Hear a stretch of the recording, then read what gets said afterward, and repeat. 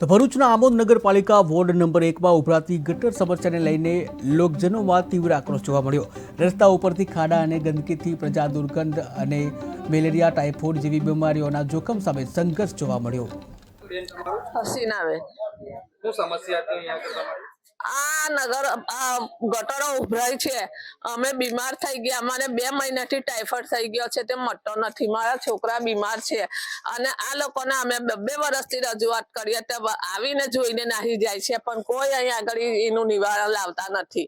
તો અમે ગંદકીમાં અમારી બીમારી અમે પૈસા કઈથી લાવીએ તો દવા કરાવીએ, કેટલી અમે દવાખાને દવા કરાવીએ। આ લોકો કઈ કરવા માંગતા નથી ને કોઈ જોવા આવતા નથી। એકવાર આમોદ નગરપાલિકાની ગંભીર બેદરકારી, પાયાની સુવિધા આપવામાં આમોદ નગરપાલિકા તદ્દન નિષ્ફળ। વોર્ડ નંબર 1ના રહીશો વારંવાર લેખિત મૌખિક રજૂઆતો કરીને થાકી ગયા છે। આ આપણને કેમેરામેન બતાવશે કે આ દ્રશ્ય વોર્ડ નંબર 1ના છે, જેની અંદર આ ઉભરાતી ગટરોથી વારંવાર રહીશો રજૂઆત કરે છે, પરંતુ વર્ષોથી આનું નિરાકરણ લાવવામાં આમોદ નગરપાલિકા તદ્દન નિષ્ફળ નીવડી છે। ત્રાહી મામ પુકારી ગયા છે વોર્ડ નંબર 1ના રહીશો, હલ્લા બોલ પણ કર્યું, સૂત્રોચ્ચાર પણ લગાવ્યા, તમામ પ્રયત્નો જે પણ લાગતા વળગતા તમામ પ્રયત્નો કરીને આમોદ નગરપાલિકાની અંદર આ નગરજનોએ અહીંયા આગળ હલ્લા બોલ પણ કર્યો હતો અને આજે ફરી એકવાર તે લોકો મીડિયાને અહીંયા આગળ બોલાવવા માટે મજબૂર બન્યા હતા। જેવાની અંદર આપણી સાથે કેટલીક મહિલાઓ પણ છે, તેમને પૂછીશું કે આ બેન કેટલા સમયથી આ ઉભરાતી ગટરોની આ સમસ્યા છે અને આ જે દુર્ગંધ મારતી ગટરોથી તમે ઘરના દરવાજા બંધ રાખો છો, જમવાનું કેવી રીતના બનાવો છો ને આ જે ઉભરાતી ગટરો છે અત્યારે અહીંયા આગળ એક મોટું પ્રસંગ પણ છે, તેને લઈને શું કહેશો બેન તમે?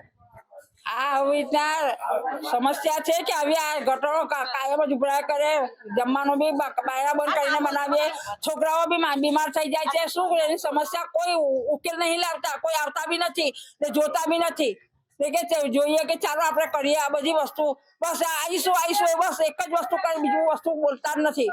ને આ બધા આવી રીતના ગંદકી, કેવી ગંદકી, આટલી બધી ગંદકી થોડી હોય સારી ફરિયાદ વચ્ચે ને આ લોકોની જે પ્રસંગ છે તે કેવું કરશે?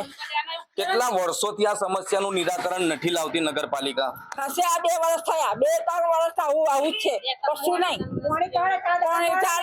પછી કે મોટા પકડી ગઈ, મોટા આ થઈ ગયું, બળી ગઈ, ફળોનું ઢીકણું રમકડું, બસ એક જ વસ્તુ બોલે છે મને, જમ્મુસર જે હરખી થઈને આવશે ત્યારે બનાવીશું, કરીશું।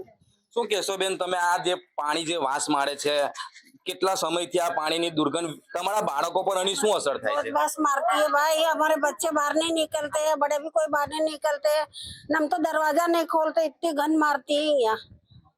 સ્થાનિક નાગરિક પણ છે બીજા એક, તમે કેટલા સમયથી આની લેખિતમાં રજૂઆત કરી હતી, નગરપાલિકા ખાતે હલ્લાબોલ પણ કર્યો હતો, પણ હજુ સુધી આ જે તમારી વોર્ડ નંબર 1ની ગટરો છે તેનું નિરાકરણ નથી આવતું, તેની પાછળનું કારણ શું છે?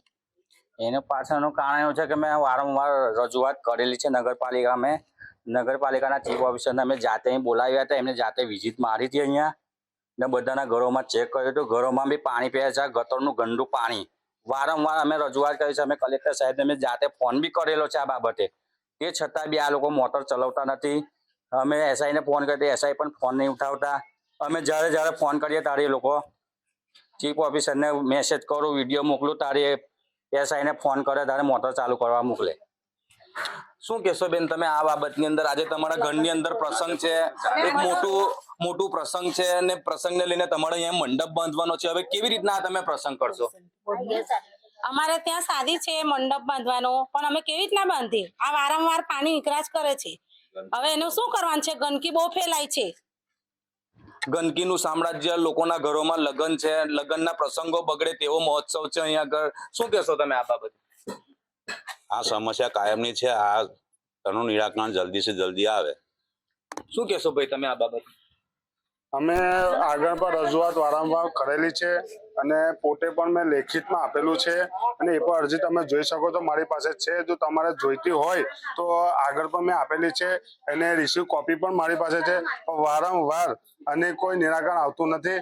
એ બદલ નગરપાલિકાને મારે એક જ સવાલ કરવો છે કે ભાઈ આ તમારે વહેલી તકે આનું નિરાકરણ લાવવું પડશે, બાકી તો નહીં તો પછી નગરપાલિકામાં આવીને હલ્લાબોલ પાછું અમારે મચાવવું પડશે એમ લાગી રહ્યું છે। અહીંયા આગળ તમે લેખિત મૌખિક રજૂઆત કરો છો, ત્યાર પછી નગરપાલિકામાંથી અહીંયા આગળ કોઈ અધિકારી પદાધિકારી કે સદસ્ય જે ચૂંટાયેલા સદસ્યો છે અહીંના, તે લોકો કોઈ દિવસ જોવા માટે આવે છે ખરા? કોઈ પણ આવતું નથી અહીંયા. અમે લેખિતમાં જાતે મારી પોતાની અરજી આપેલી છે, પણ કોઈ પણ હાલચાલ પૂછવા આવતું નથી અહીંયા. બસ ખાલી આ તો ફરિયાને ખાલી બસ એ જ કરવાનું છે કે બસ તમે લોકો આ રીતે જ રહો, બસ એ જ લાગી રહ્યું છે કે બસ ખાલી તમે દુર્ગંધમાં તમે જુઓ ને છોકરાઓને પણ કંઈ થાય, કોઈ બીમારી થાય, એમને કોઈને કઈ જવાબદારી જ નથી અમને નગરપાલિકાને.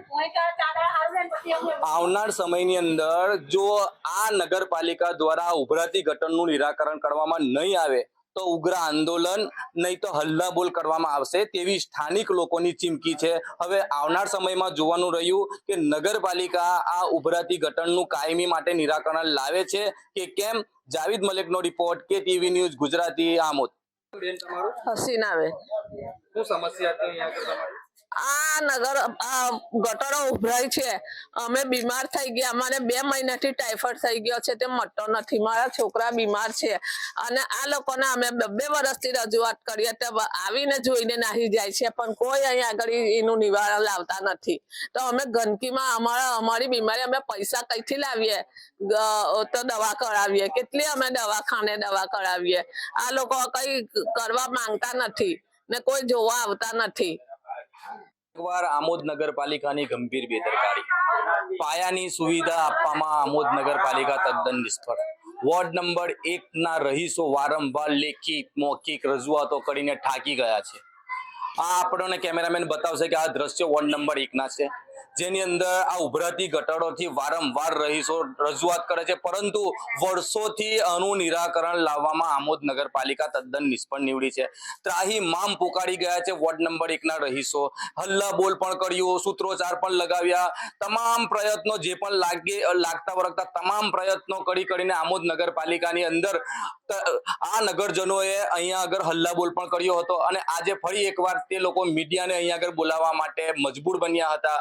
જેવાની અંદર આપણી સાથે કેટલીક મહિલાઓ પણ છે, તેમને પૂછીશું કે આ બેન કેટલા સમયથી આ ઉભરાતી ગટરોની આ સમસ્યા છે અને આ જે દુર્ગંધ મારતી ગટરોથી તમે ઘરના દરવાજા બંધ રાખો છો, જમવાનું કેવી રીતના બનાવો છો ને આ જે ઉભરાતી ગટરો છે અત્યારે અહીંયા આગળ એક મોટું પ્રસંગ પણ છે, તેને લઈને શું કહેશો બેન તમે?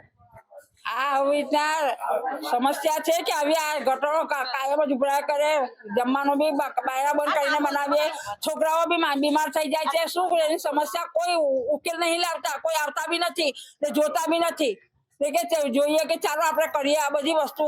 બસ આવીશું બસ એક જ વસ્તુ કરે, બીજું વસ્તુ બોલતા જ નથી. ને આ બધા આવી રીતના ગંદકી, કેવી ગંદકી, આટલી બધી ગંદકી થોડી હોય સારી ફરિયાળ વચ્ચે ને આ લોકોને